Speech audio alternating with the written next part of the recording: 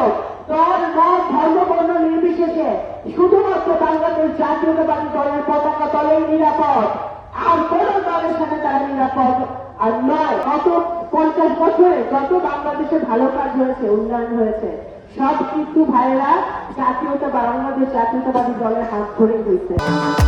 ভবিষ্যৎ হোক নিরাপদ, বিনিয়োগ হোক বিশ্বস্ত, আর আমার পছন্দ সল্ট বে। ওয়েলকাম টু সল্ট বে। কোটা বিরোধী আন্দোলন, ভ্যাটের আন্দোলন, নিরাপদ সড়ক আন্দোলন, এই সকল বিভিন্ন আন্দোলনে গণ অধিকার পরিষদের ভূমিকা ছিল একেবারে খুবই শক্তিশালী এবং নজর কাড়ার মতো। নুরুল হক নূর আমার ভাই বহুবার ডাকসুর বিপি, উনি বহুবার নির্যাতিত হয়েছে, নিপীড়িত হয়েছে। আমার সাথে নুরুল হক নূরের সবসময় আমাদের ব্যক্তিগত সম্পর্ক অত্যন্ত ভালো, আমার ছোট ভাইয়ের মতো আমি মনে করি, এবং নুরুল হক নূরের নেতৃত্বে আমি আশা করি এবং দোয়া করি গণ অধিকার পরিষদ আরো সমৃদ্ধ হবে, আরো শক্তিশালী হবে সারা বাংলাদেশে। আমি মনে করি আমাদের জনগণের ভোটে যদি আমরা নির্বাচিত হতে পারি, নির্বাচনের পরে সংসদে গিয়ে আমরা প্রত্যেকটা সংস্কার কিন্তু আমরা করতে পারবো।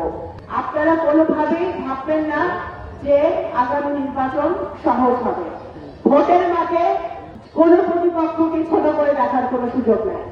আপনাদেরকে আমি করজোড়ে অনুরোধ করবো, আপনাদের সন্তান হিসেবে, আপনাদের মেয়ে হিসেবে, আপনারা যারা এখানে বসে আছেন, আপনারা আপনাদের স্ব ইউনিয়নের নেতৃত্ব দেন, উপজেলার নেতৃত্ব দেন, ওয়ার্ডের নেতৃত্ব দেন। আপনারা দয়া করে দল মত নির্বিশেষে, আমি মনে করি নগরবাংলা সরকার এখন এমন কোনো দল নাই, সবাই ওকাজুর রহমানের দল, সবাই আমি মনে করি এছাড়া কোনো দল নাই। যদি সেটা সঠিক হয়ে থাকে তাহলে এই যে গণ অধিকার পরিষদের ভাইরা আছে, আপনারা আছেন, আপনারা সকলে মিলে আপনারা দয়া করে ভোটটা চাওয়ার ব্যবস্থা করেন। আমরা সবাই ভোট আছে বলছি, কিন্তু আমাদের জনসাধারণের কাছে প্রতিটি ঘরে ঘরে দাঁড়ে দাঁড়ে আমাদের ধানের শীষে পাট্টা নিয়ে যেতে হবে। সেটা কিন্তু হচ্ছে নাকি আমার একটু সন্দেহ আছে। আপনারা দয়া করে এই কাজটা শুরু করেন। আপনাদের কেন্দ্র কমিটি হয়ে গেছে, এই কেন্দ্র কমিটির মধ্য দিয়ে তাদেরকে নিয়ে কেন্দ্র কমিটির নেতৃবৃন্দরা তার স্ব কেন্দ্রে গ্রামে গ্রামে ঘুরবেন এবং ধানের শীষে বার্তাটা পৌঁছাবেন।